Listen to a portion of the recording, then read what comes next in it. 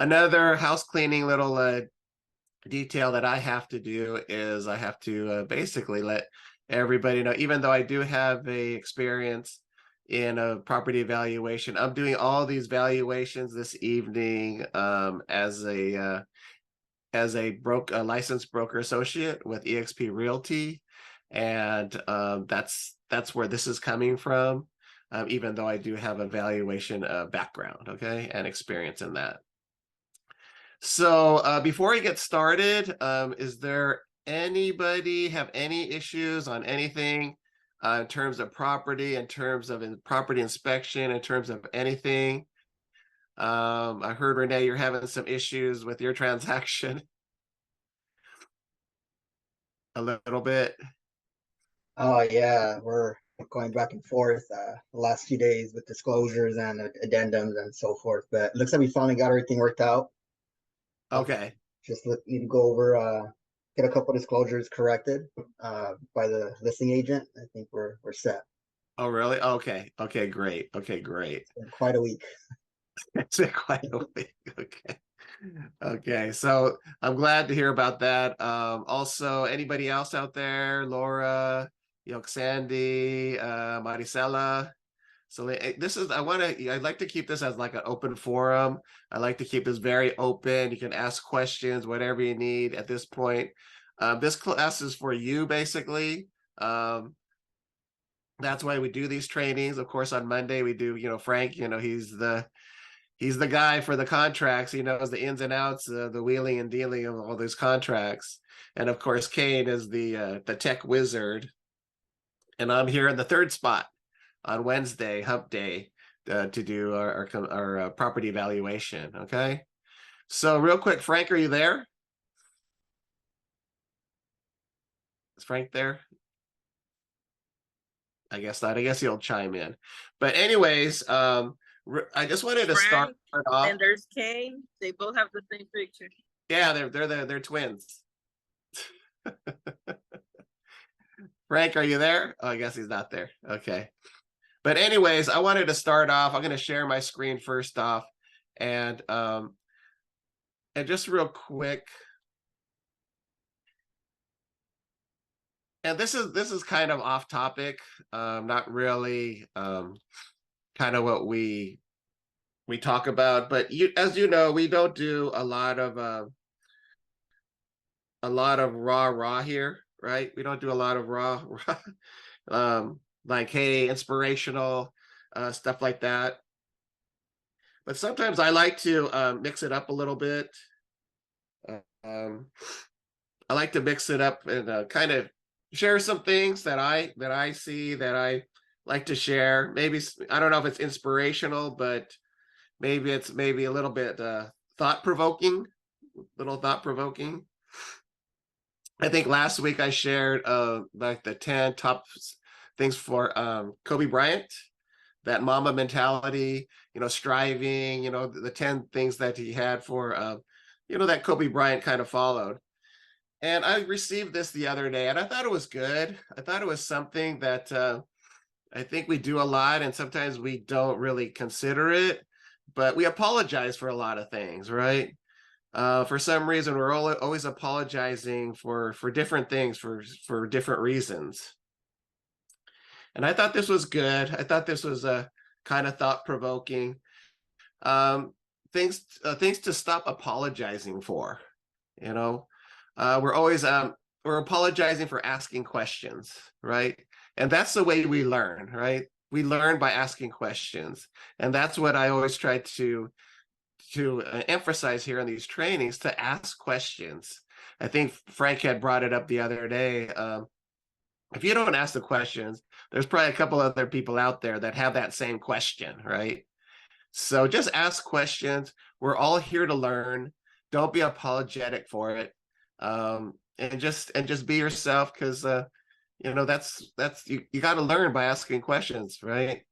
That's why God gave you 2 ears and 1 mouth, right? So not being available at all times. As a realtor, right, we're always pushed and pulled, this, that, and the other. We always have to be available 24/7. Sometimes we got to focus and do what we need to do for ourselves. for our clients. And so don't apologize for not being available all the time. We want to be available as much as we can, but sometimes we have to kind of narrow that down a little bit so we can get some things done, basically. Don't apologize for your feelings. You know, in real estate, this is a very emotional, and we know that, right? We have a very emotional business. As we know, you have, some of you are new to the business and some of you have been in the business for a while. It's feelings get involved, and we just try to, so don't apologize for having feelings, and just kind of work through it. Vocalizing your needs, right? A lot of times we need a lot of stuff, but we don't vocalize it. You got to ask for need. We got to ask for stuff, right? If we need some things, you got to ask for it, right? Well, you're not going to get it if you don't ask for it. All they can say is no, right? So vocalize what you need.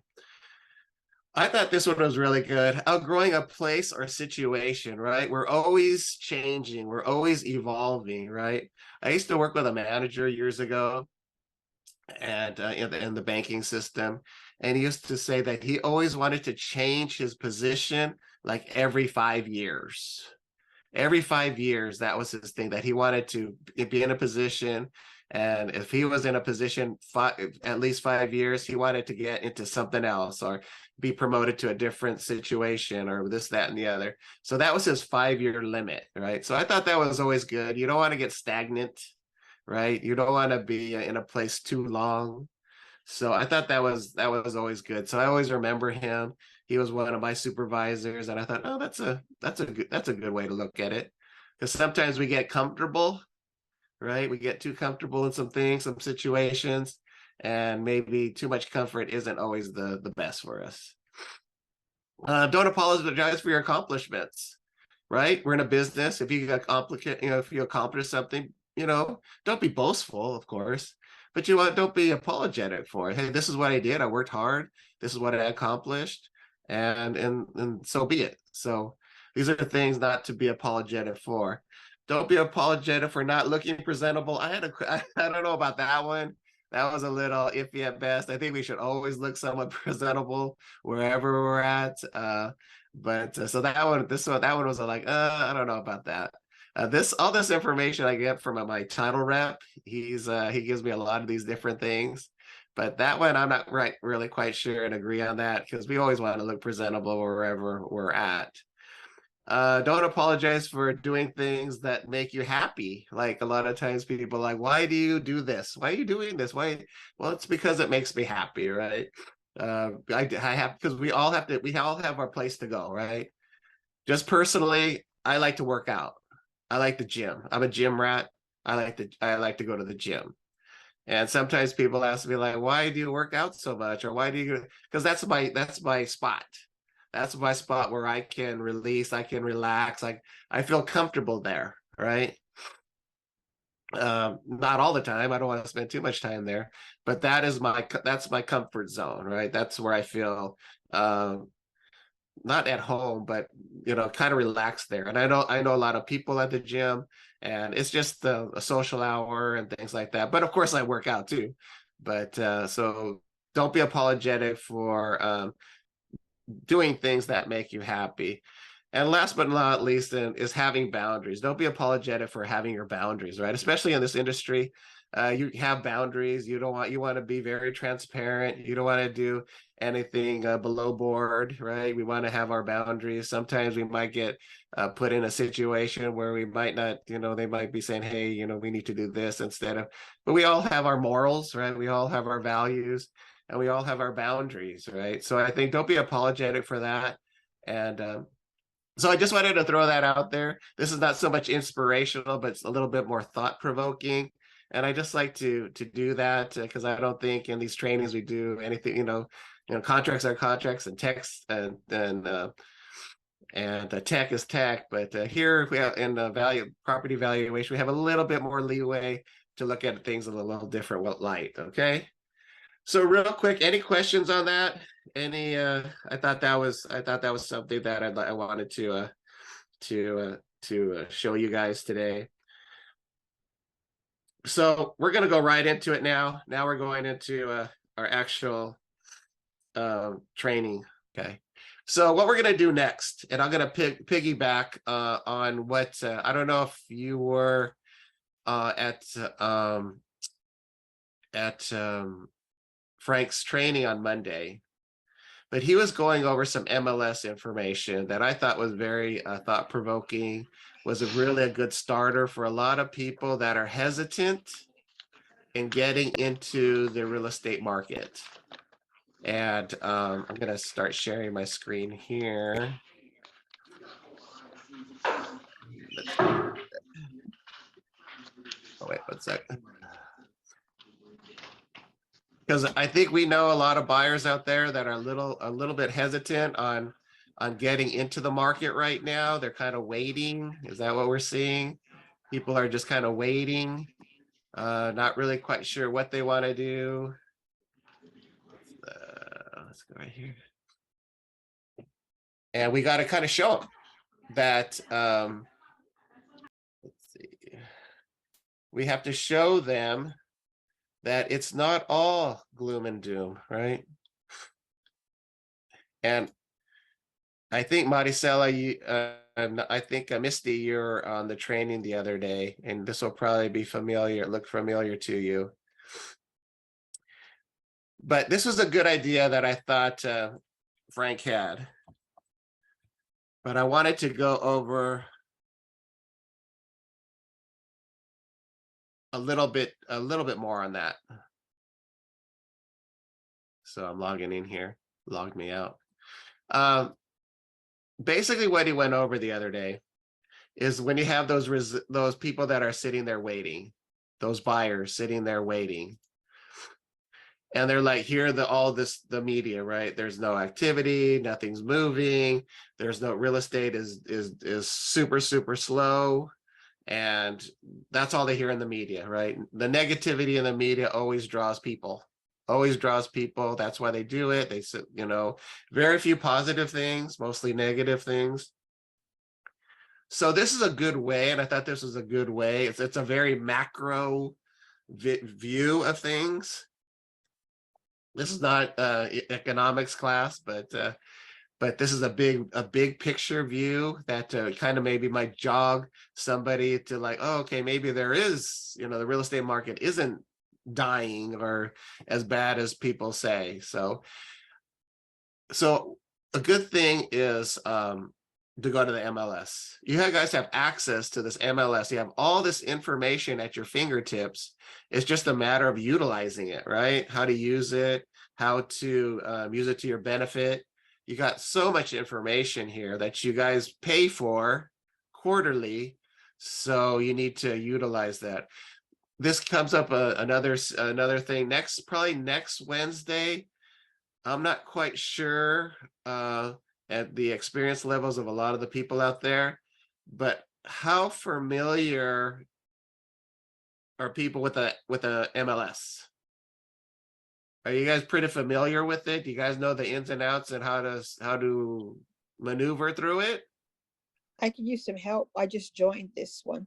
Oh, you just joined? Okay. Yoke, Sandy and Laura and anybody out there.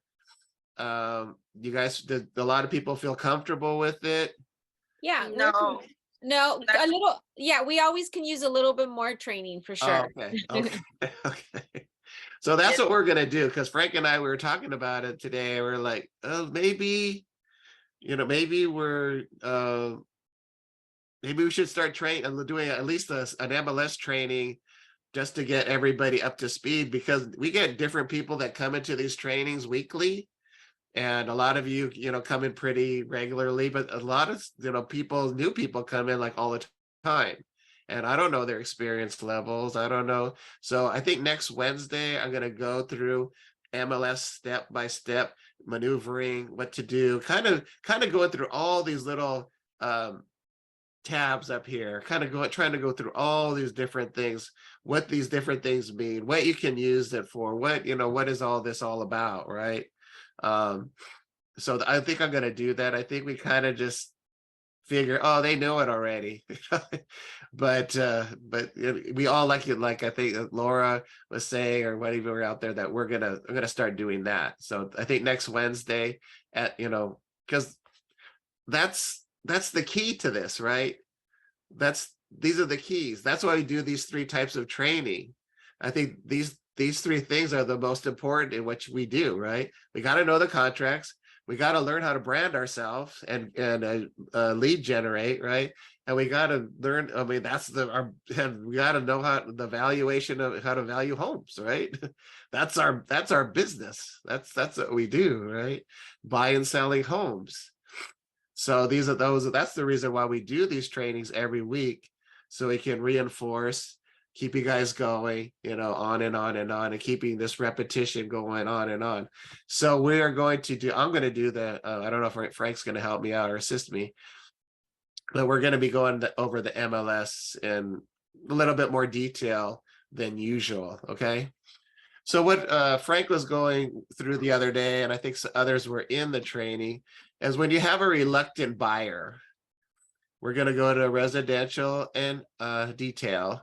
Let's say you have a reluctant buyer and they're like, hear all the media and it was a good idea, so just show them on the MLS. If they have, if your laptop in front of them, or, they're visual learners that, they want to see it, you just go through all these tabs and show them that there is activity out there. You just don't hear about it, right? So this coming soon, and I think, and we're like he had mentioned, we're going to go to county instead of breaking it down in city. We're just going to go to county, and we'll go to Los Angeles, because that's where we're at. We're in Los Angeles County. I think the majority of us, right?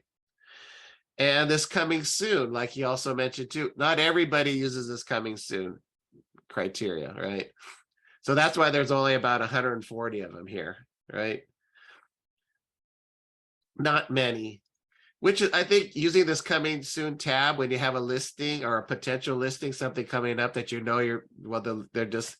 they're just holding off for a bit. Yeah, Yoxan, do you have a question? Yes, I have a question. What if the person's MLS looks different than how yours looks? Does yours look different than this? Hello? Hello? Is yours? Yeah, you could. Yeah, no, I'm saying, what if let's say somebody's MLS looks different than how yours look? Yeah, well, that'd be that'd be difficult to train on, yeah, for sure. But I think the majority of the people that have the MLS kind of looks like mine, right? Is that true? No, because I didn't have yours, and it was real hard when you were doing it, but I switched. Oh, you switched. So now I have this. Well, mine sucked. Oh, So- okay. But it is hard if you don't have the same screen. It really is. Oh yeah, well, yeah, of course, because everything's in a different position. So the answer to your question is difficult. It would be difficult, and I hopefully that people that have this, we'll be able to train them on. The other ones that don't, I don't know what really. I just have access to this MLS. I don't know about the others. But unfortunately, I can't We help. should train on different ones. It's yeah, but you have this one, right? You're going in Yeah, and I out. do. Yeah, mine looks just like this, Renee. Oh, okay, good. Okay, so this is 140 of them. 100. This is just coming soon. So this is showing, you can show this person, hey, these are properties that are not on the market yet, but are coming soon, and so this is a lot of activity. This is LA County. These are the potential listings that are coming on the market, and we're only in early February, right? Another thing here is active listings. I think I just want for the next 90 days. So give it 0 to 90 and show them there's over 25,000 active listings in the county of LA County, which is a huge county. So there's tons of activity there, right?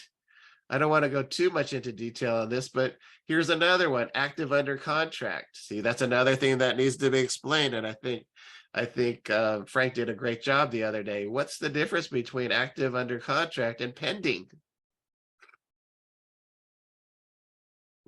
Any answer? Or was that a question? Yeah, that was a question. I'm sorry. That was a question. Oh, active under contract, I believe Frank said they're still accepting offers, but pending. They're no longer accepting offers. Right, right. Active under contract, sometimes they'll have that. Sometimes people use these interchangeably. But a lot of they didn't, I don't even think they had active under contract a long time. They just added that years ago. But active under contract is, yeah, they have a contract. I'm assuming it might be not the strongest offer or the strongest. So they're looking for backup offers, basically. They're looking for a fallback. That's what they're looking for. That's when they kind of put that there. That we have it. We're still showing it. Still come, but we do have one under contract. So we have that 0 to 90 days. That again, look at all these active under contracts in the city of the county of LA. Almost over a little over 4,500 of them. So that's a lot of activity. But you got to remember, LA County is huge, and I only went back 90 days, right? Just remember, you can alter these numbers here, right? And then, of course, pending. Again, 0 to 90, right here, and over 500,000 in escrow, pending in escrow right now. Which is huge. The one thing that Frank did not go over, and I was talking to him today about, closed. Let's do the closed. We got to do the closed. And that's going to be a huge number also. Over 5,000, right? So that's incredible. But the one thing I wanted to tell him, it's like, you didn't go over the expireds, and that's a good thing to show your potential listing clients, right? Because you don't want to be in this category, and that's the importance of valuing your property at the right price, right? And you can see we're not going to do 90 days. We're going to do we're not going to do 180 days. We're going to do 90. So you can show them how many over 5,000 again.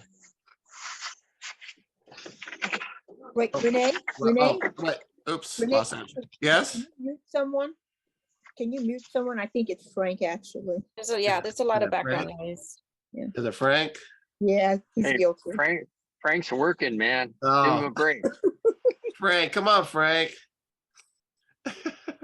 Well, the expireds actually are 3254. That's how many expireds there are in the last 90 days in the LA County. So you got to show them, it's like, you don't want to be here. You don't want to be on this list. So that's the reason why we need to determine what the right value is for your property, because you don't want to be here. You don't want to be on this 3254 a list, right? So I think this is a good eye opener.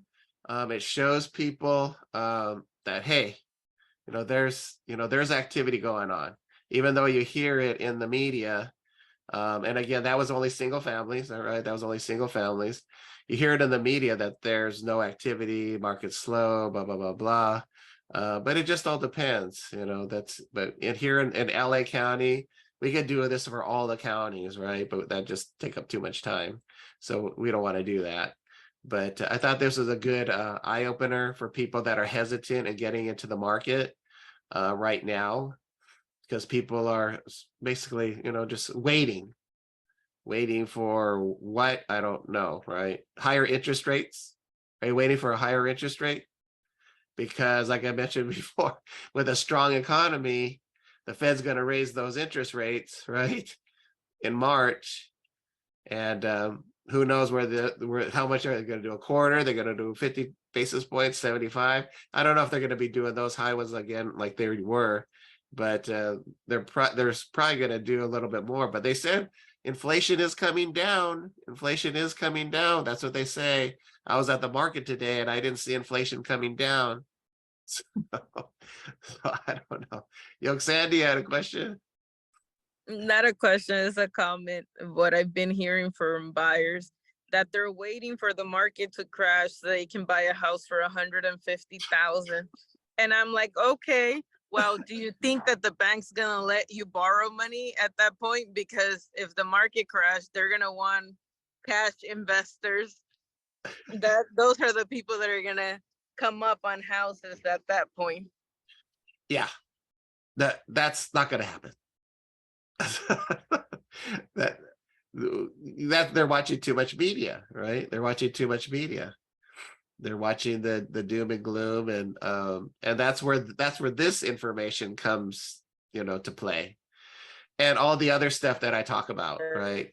All the other the economy and this and that, and yeah, we're struggling. There's we got layoffs, right? Big tech, lot of layoffs right now. Different industries are laying off like crazy, but we right now we just don't know. Is it going to come crashing down? But what's the one thing that we see?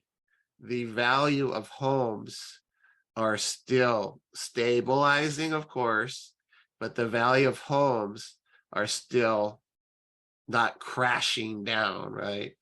And I don't think if they're gonna wait it out till when the interest rates are super high, and it's at that point it's just they're not their motivation isn't there, basically, right? Is that what it is?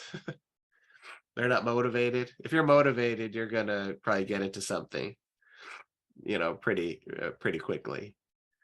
So that was just something I just wanted to do, just to do an additional thing on what Frank did the other day, and take a look at that. So real quick, we're going to go. Any questions on that?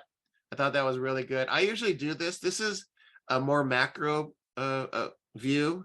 When I do that 1004 MC, the market conditions, that's more of a micro, right? That's more of a micro view. That's because I'm just doing that on a zip code. And that shows you the number of this. It doesn't show the expireds, but it shows the pendings and all the other stuff. So, this is just a big picture view. So I thought that was a really good, kind of eye-opening, kind of quick, something fast that you can show, kind of your hesitant buyers. So on that note, any questions? We're gonna go over first off. I don't know if Eric is there. This is his name is Eric, and he had this property, and it's a duplex, and it's kind of it was kind of hard for me. Frank, are you there? I don't know if Frank has any details on this, but when I saw this property, Actually, from what he says, it's actually there's 2 studios on there, but legally it's only 1 SFR. But for some reason, there's been some kind of reassessment, and that's why he was asking to run the numbers, because he thought that they were evaluating the assessed value too high and actually giving it too much credit. no, it's zone duplex. It is zone duplex. Okay. Yeah, see, it's zone duplex right here. See it? Okay. Yeah, I didn't get a chance to look at the profile, but Yeah. if that's what it's showing, then that's likely what they're going to run it at. But it's 2 studios, I believe. And I found it under residential. I mean, under multifamily. Sorry. Okay. Yeah. So this listing, this is an old listing. It sold for 149,000 back in 2009. Wow. And here it says equity sale, regular sale, not a short sale duplex. Each unit has 1 bedroom and 1 bath. I guess that's a you said studio, right? Because the total square footage is only 668 square feet with 2 units on there. Units are occupied. Value is in the land. Investment opportunity, both property is sold as is. Seller will not do any repairs. So this is a tough one because that's super small. That's really small. So 90805. So on this one, good luck. I didn't research this one myself. I just saw this what it was all about. I'm just gonna, see what I can find at this point. Renee, is that the square footage for both units or just one? No, for both. Little cracker boxes, huh? Well, they're two studios. Oh, Yeah, they're two studios. Residential income. Yeah, they're both what, about a little over 300 feet each. Right.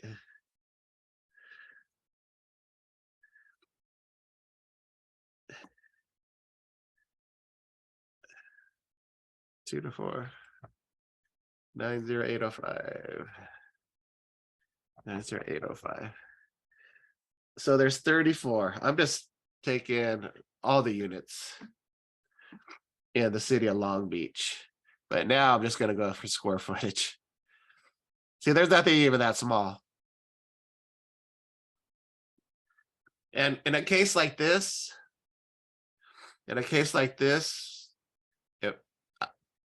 well, I'm an appraiser too. So in a case like this, I can go back 2 years. I can go back 2 years to see if I can find something that small. Let's go 364. This is 364. Let's go a year back here first. I don't want to do that, but I can do that.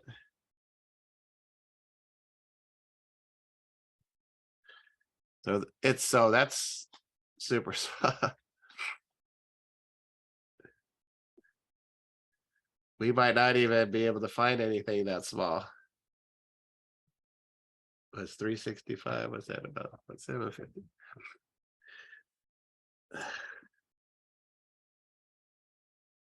See, these are the tough ones, guys.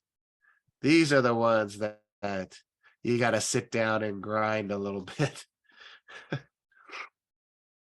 See, even the lowest one, even after 2 years, the smallest one I found was 798 feet in the city of Long Beach. 1 bedroom, 1 bath, right? And I went all the way back to September of 2021, right? I got to find something that's the smallest, and I'm determining value. I'm not appraising this thing, but I'm just looking for the best case scenario for if Frank is Frank, do you know how much he thinks it's worth? I don't think Frank's there. But you got 551 and 550. And these are the two smallest properties out there in the last 2 years. And they're both larger.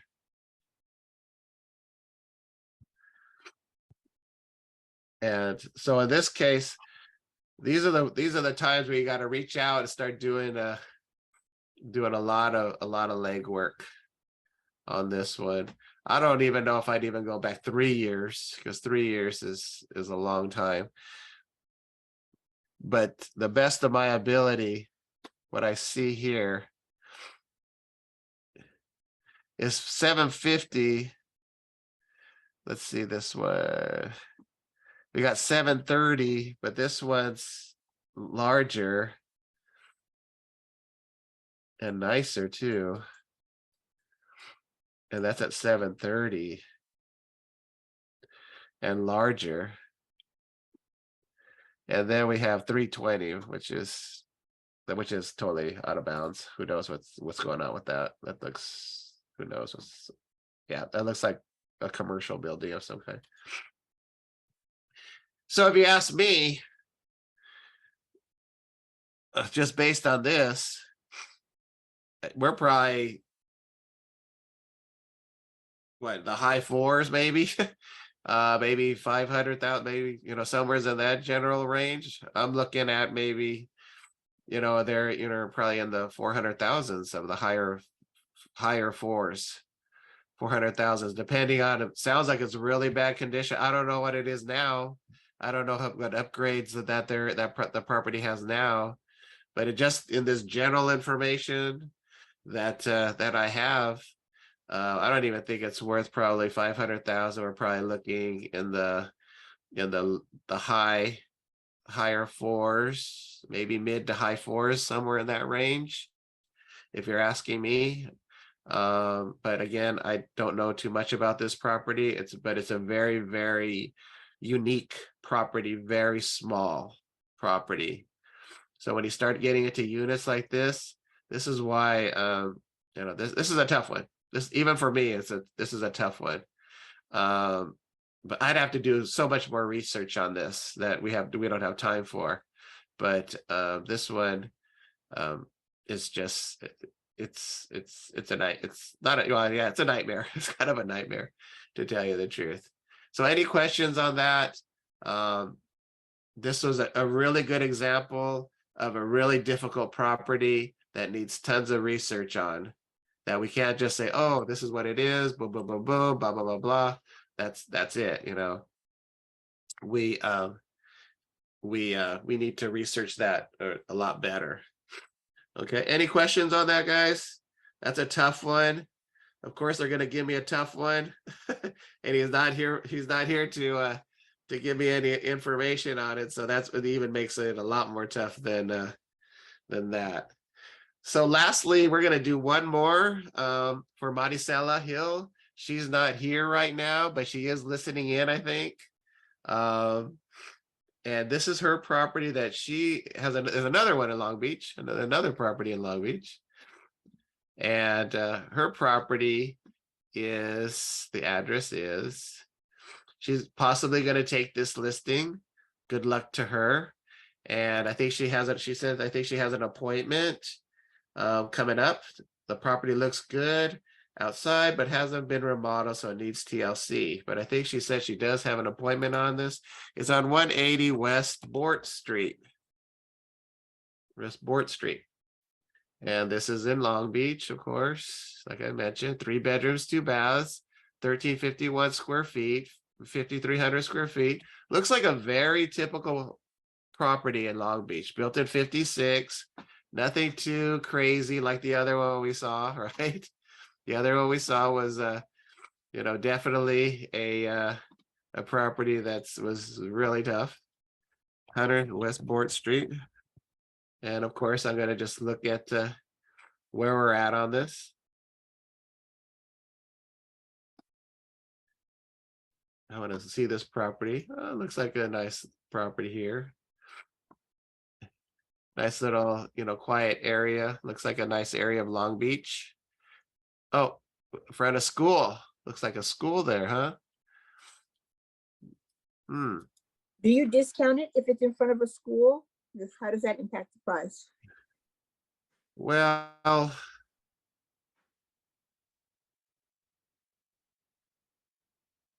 it depends. I have a hit on the price, wouldn't it? Considering all the traffic. That's what I was gonna say. We're gonna try to find something that fronts to a school and see what is the price difference, if there is a price difference. See, they front right to this. It looks like a school, right? I think it is a school. Yeah. Yeah, so it's definitely there is going to be some issues there for sure, because a lot of people don't like to live in front of a school, because in the morning they're going to have traffic, and in the late afternoon, right, around 2, 3, 4 o'clock, we're going to have, so there's traffic consistently, right, well, in the morning, and then later and if you can live with that, then that's fine. But yeah, it looks like it will be discounted some for that fronting that school. And these are the exterior issues, not only looking for interior issues like repairs and this and that, but those exterior influences that influence the property. And this could have a negative impact, and possibly, because I don't know how many buyers want to live in front of a school. Okay. So we'll see, we'll see, and we're going to try our best to possibly find one that pretty much, has the same criteria, let's see, 180. Let's go back. 180 West Board Street. So let's go to 3-bed 1950, the 90805. Okay, 90805. So we're going to search it, 90805. 90805.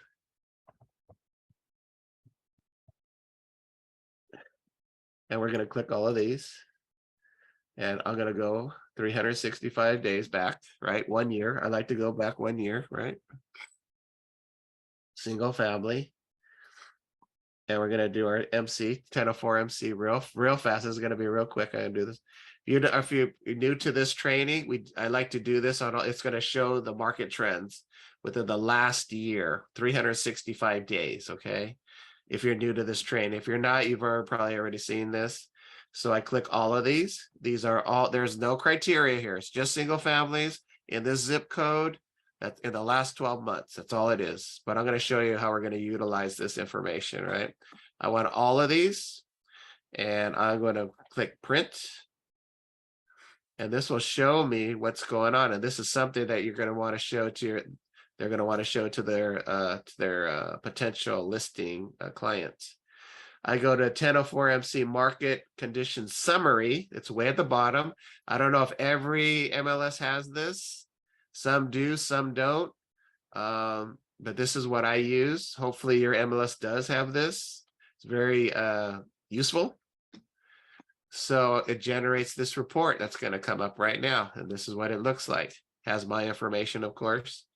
And this is going to show you all the trends within the last 365 days in this zip code of Long Beach, right? That doesn't take into consideration the fronting the school or anything like that.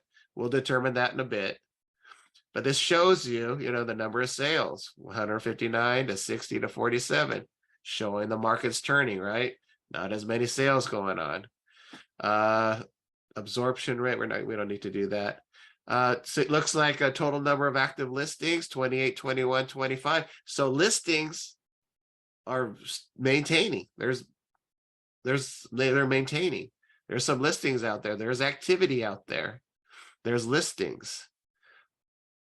And let's see, medium sales price, 685 to 639 to 635. So we are seeing some stabilization, nothing crashing down. The sky is not falling, but we are seeing some stabilization, right? 685 to 639 to 635. Let's see what else. Listings, days on market, 42 to 99 to 29. So things are, that's not crazy. They're still selling somewhat pretty quickly. I don't know about this 99, what's going on here. And this last line, the 104 to 100 to 101, it looks like at 100% is selling at list price. So 306, about 7 to 12 months ago, things are selling above list, which makes sense. 4 to 6 months, things are selling at list price, and about the same now. So this market right now seems pretty solid, we are seeing some stabilization, but it looks like it's maintaining pretty well, right? So this is some great information to present to your listing client.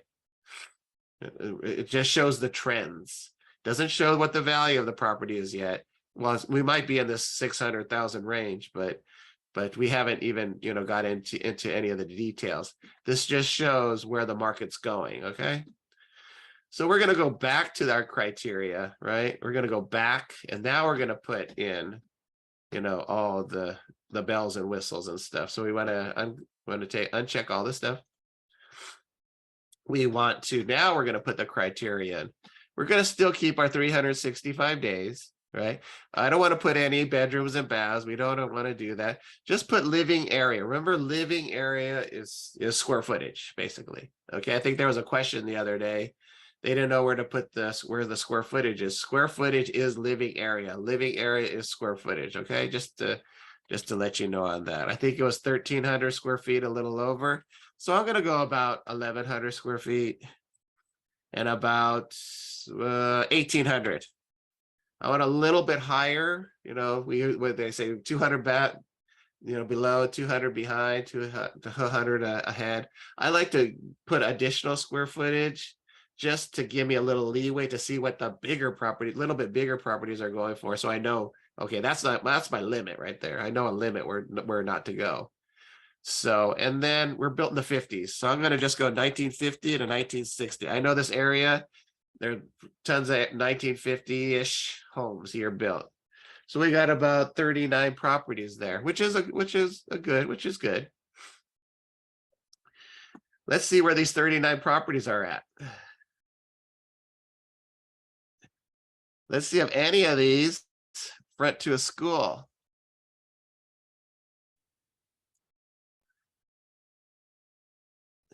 This one doesn't. So this is where the search comes in.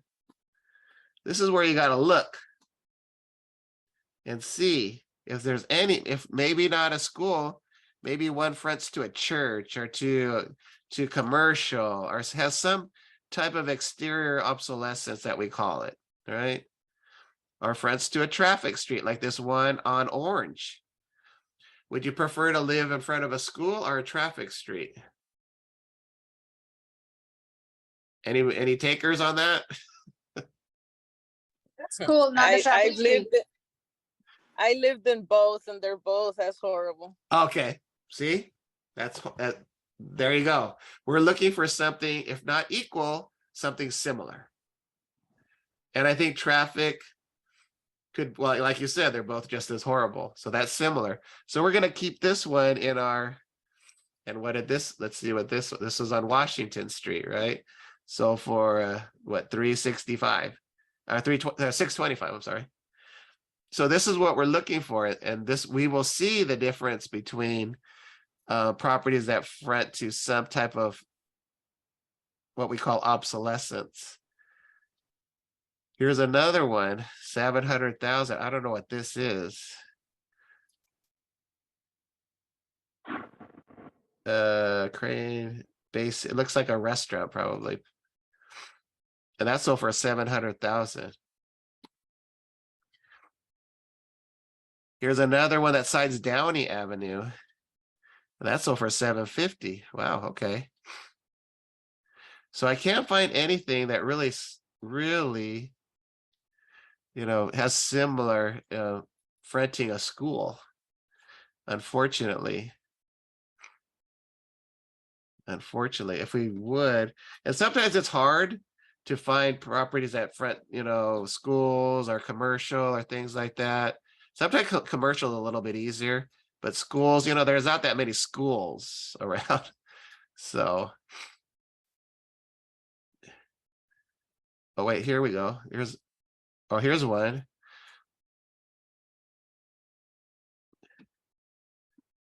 Looks like a park. This sold for 710. So next question, would you rather rent to a park or to a school? The park all day. The park. I But think you- schools, they're not open Yeah, exactly. Parks are open all the time. Yeah, school is only weekdays. Right. So I would be really hesitant too about parks, because you don't know what happens. Well, we know what happens in parks, some of them, but you just don't know, right? They never close. There's always, you know, you don't know. At least, like you said, schools are fenced off. They close them down. They're quiet, you know, between, you know, when they're not open, right? And on the weekends, there's nothing, right? Unless, you know, they're having some type of activity. And this one's sold for 710. Right, so this is an Obispo 710. So I think those are the best ones. So one was at 625 and the other was at 710. I think those are the best ones we've had so far. That can really show us what this is, what this property would probably be worth, or the value of possibility. So this is where expertise comes in, guys. This is where we come to you. No, that you'll learn. I mean, as you do it more often, you're gonna get this, right? Another question is, and this is not what we're seeing, would you rather live behind a railroad track or front of school? Oh, active railroad track? Railroad track. Yeah. Cool. The noise is the damage to your house and shaking and stuff. Depends, right? So these are all the things to consider. You know what I mean? All the things to consider.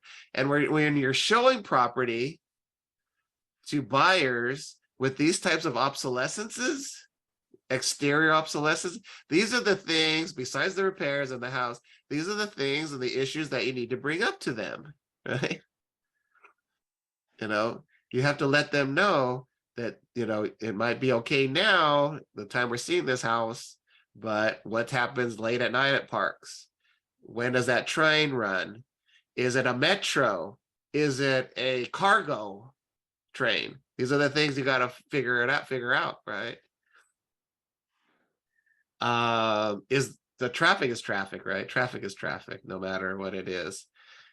Commercial property, right? Do we front or back commercial properties? What type of commercial is it? Is it a market? Like a Stater Brothers or something like that, or a big market where there's gonna be trucks in and out all night long, all day long, all night long. So these are the things I want you guys to consider when you're not just listing a property, but showing property to potential buyers, to pick out these things and let them and put this in their brain, that these are issues that are possibly going to affect the value of their property. And if they're looking to resell one of these days, these are the issues that the potential buyers, when they're selling, are going to be looking at. Okay. So remember that. Always remember, we're buying today, but we were going to possibly sell this house to 5 to 7 years from now. And these are the issues that are going to come up then too, right?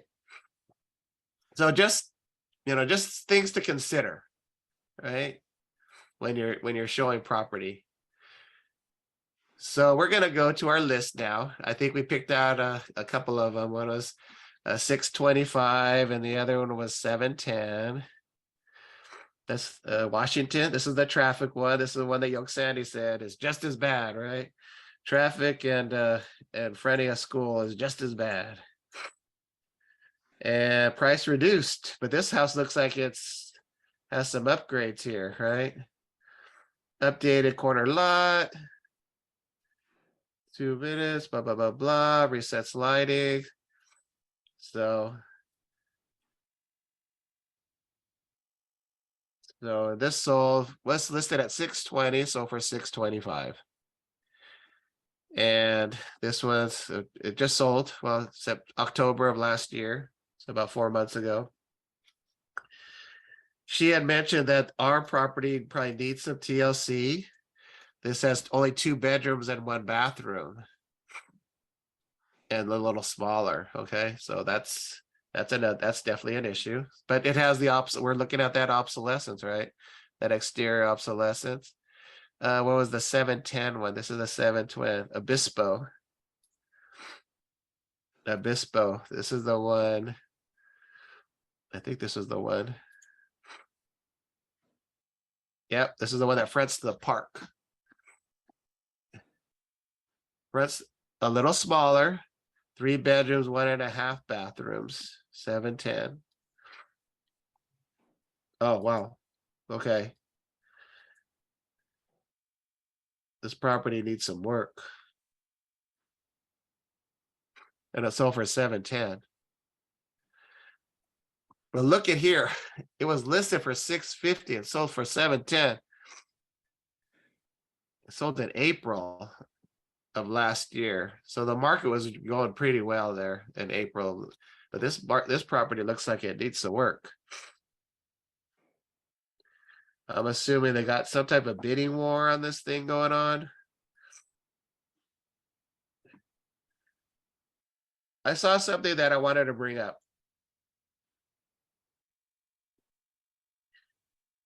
Since we're doing this. Security bars. What do you guys know about security bars? They don't work. They don't work. They make the house look ugly. They make the house look ugly. Yeah, exactly. These are another thing that you guys have to consider too, right? They can have security bars are okay in living rooms, family rooms, right? Things like that. But in bedrooms, that's where it comes in. Security bars, that's when the conditions come in. Those security bars have to have interior releases, right? Only on the bedroom ones, bro. Because you don't want anybody to get trapped if there's a fire or something like that. So anytime you see security bars, if you're showing property or listing property, be mindful of that when you see security bars, and look for and ask the seller, if you're going to list it, that is there interior releases. It's either a handle, there's a handle up on the wall, or there's a little foot thing with a cord. I don't know if you've seen them before.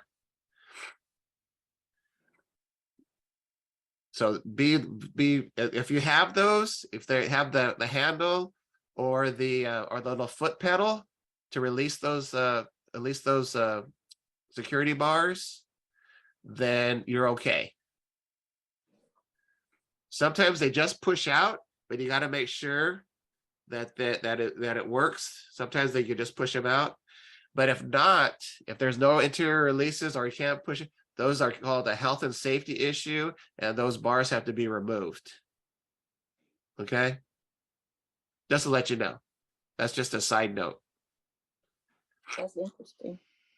Yeah, so be very leery about, you don't see a lot of security bars that much. It depends where you're at, but be mindful of those things when you're, it's hard to, all these different things to be mindful about, right? Traffic, parks, schools, different things like that.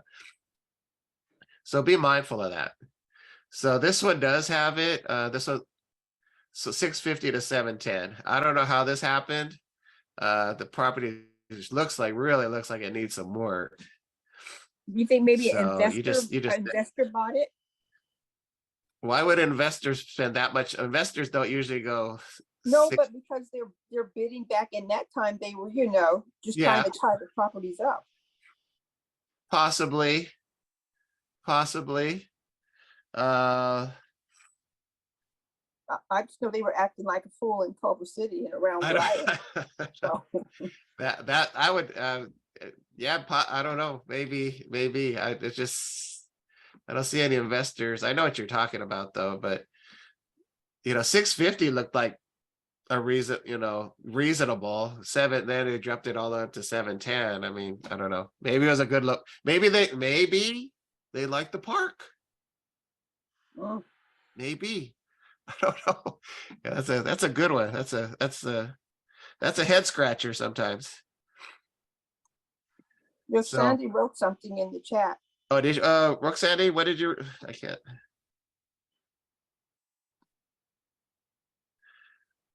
What did you write? I have one that my client put an offer on. Okay. Wait 1 second on that. So let's finish this one up. Blah, blah, blah, blah. So first off, Bort, let's see if anything's on Bort. Let's see what we can see. Is there anything on Bort? Oh yeah, we're lucky. We found one on Bort. Not too far from ours. It's pending. 670, but it's 4 bedrooms, 3 baths. 1760. So we know we're not worth 679, that's for sure. Because this was a lot. And I think this one's very close to the school. Well, maybe not as close. But so we have one on there, but we already know. So 679, we already know that that's not going to be us for sure. Okay, we're like, let's see what we have here. So we're at 1,300 square feet, 1350, or I think it was 655, 3 bedrooms, 2 baths.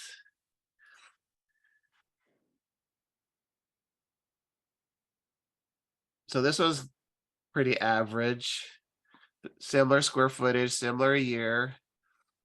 And it sold in March of last year. I'm just looking at square footage now. 655, 650 on Scott. This one's not bad. And it sold. Oh, this one just sold. Just sold. 3 bedrooms, 2 baths, 19 square feet. But this one looks pretty nice. And it was listed for 625. It sold for 650. So that's so 650 is definitely probably where we're probably gonna be. Looks like we're gonna be a little bit lower than that. So now I kind of know where my endpoint is, because that one just sold for 650 and it looks nicer than ours. And it's 3 bedrooms, 2 baths, same year built, everything like that. This is the one. 650. Coolridge, here's another one. Little bit smaller but nicer. Sold in November.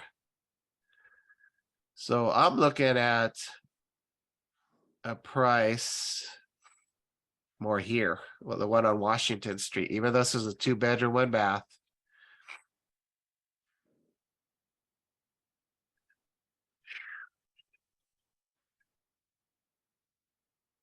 Yeah, so I'm looking somewhere in this neighborhood.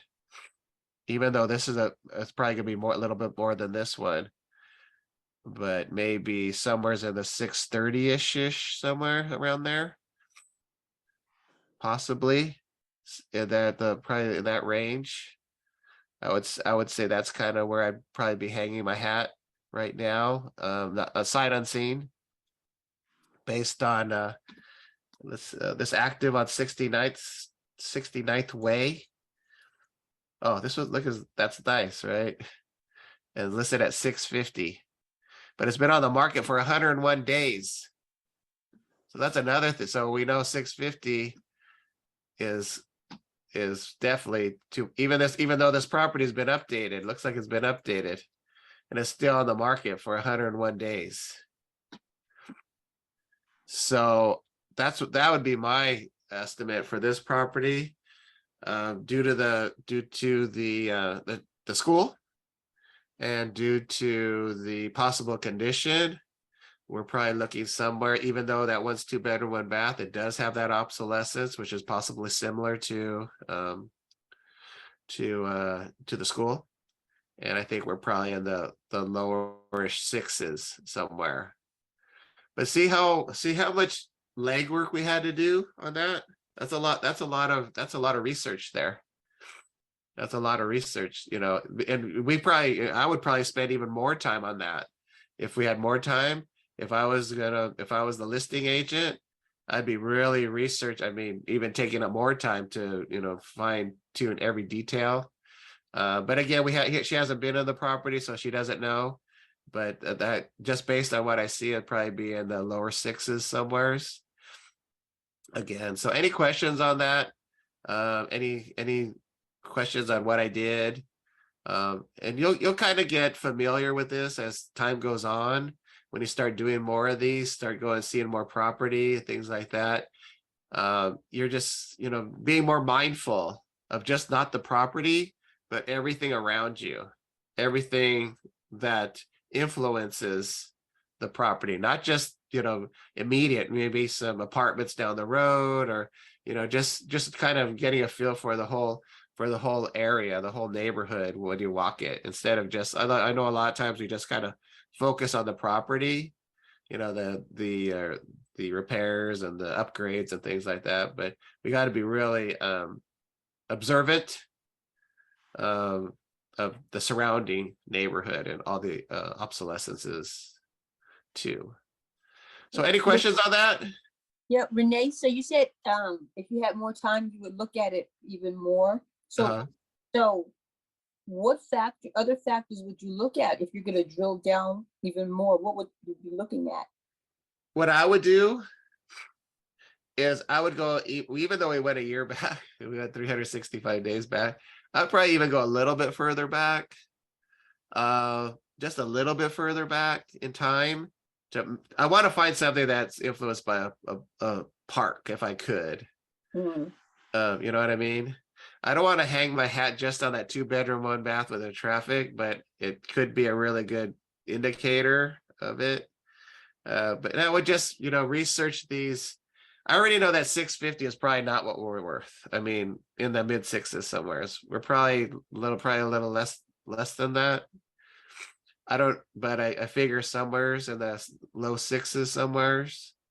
But I don't feel confident enough, because I would need to even but I think we're in that general neighborhood there. But both of these properties are really good training properties, especially those units are tough. That's a tough one. And unfortunately, they're not listing that property. They just wanted to know the value of that property. If you're gonna list that property, oh wow, okay, that'd be a tough one to list, because Yeah, it's so hard. when they Go say ahead. the value is in the land, my question would be, well, so how did you determine the land value? You'd have to get a land appraisal because you got to take in consideration demolition costs, all these different costs. You know what I mean? To demo that. When I'm saying when the agent says the value is in the land, do you think they're actually taking all of that into consideration? Possibly. A lot of times they'll just put that comment just because they're not really quite sure, because those units are so small. You know what I mean? Yeah, that's what I'm thinking. That They can't maybe it might be worth just scraping the property and starting it fresh. You know what I mean? Because the lot, it's already zoned duplex, right? So for investor, it might be more advantageous for them to scrape that lot and build 2 nice units there. But that's what the investor would have to consider, right? Yeah, Or that's costly. do I want really 2 small little studios there? You know what I mean? That I don't know how much rent I'm gonna get. I don't know the condition I'm gonna get. So they have to balance out what would be the ROI, right? The return on the investment, right? What would be their final, what rents can they get now versus what rents that they can get, potentially later, but they're going to have to invest a lot of money. You got to remember that property was back in 2009 and they bought it really cheap, $149,000, right? Okay, I was just wondering. Yeah. So that's when the investors start, that's when they start calculating, and they know construction costs, they know demo costs, they know all the different costs that it's going to take to demo it or just repair it or maybe add on to it. They could do that too.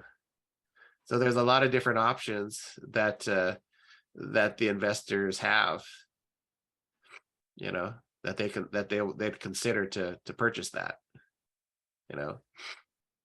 So that's a good one. That's a good one. But in terms of value right now, that's because there's no real good comp there. There's no real good comparable because the unit's so small. the units is 600, 700, less than 700 feet. Yeah. And that's a rarity. That's a rarity. So, but anyways, I think we're coming to the bottom of the hour. Sandy, if you want to talk about your property, we can do it. I believe it's on 20th Street. Yeah. We could talk about that one tomorrow or at another time. Okay, Yeah, can we do it tomorrow? You want to do it tomorrow? yeah, that's fine. What, in the morning? Oh, we'll text. I'll text you. Okay, thank Is you. that okay? Are you available? Yes. Are you available? Sandy, are you available tomorrow? I don't think she heard me. But No, anyway- I didn't hear you. Oh, okay. Oh, okay. Tomorrow, are you available tomorrow? Yes. Okay. I'll text you after this. Okay, thank you. Okay. All right, guys. I think that's it. Bottom of the hour. Hopefully this was beneficial. We had 2 difficult properties today. You guys put me through the ringer again, but this shows how that this is not easy. This is difficult stuff, right? Sometimes it's very confusing and it's mind jarring sometimes, and you just gotta kind of, but it's the more you do it, the more you get a little bit familiar with it, the more you start observing different things. And then that's just practice and just basically experience, right?